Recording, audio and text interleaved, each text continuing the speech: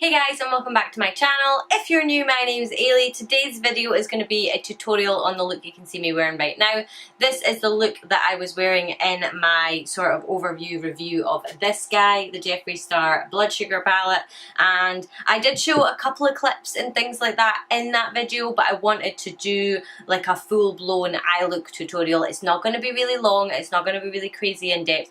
I just wanted to kind of show you the process of what I did when I did that tutorial. So yeah, that's pretty much it. I, for maybe the second or third time ever, actually worked off of a sticky base. This is something that a lot of people are starting to do now. It was something that terrified me at first, but as you can see, the pigment is just, it's just there. It's totally changed my life. So anyway, I'm going to stop rambling now. If you want to see the review portion of the video on this, then I will link it up here for you. But if you want to watch this video first, which I highly recommend, if you enjoy, I would obviously love if you would give it a thumbs up and subscribe to my channel. I post videos every Monday, Wednesday and Friday, so hopefully I will see you in the next one. Bye!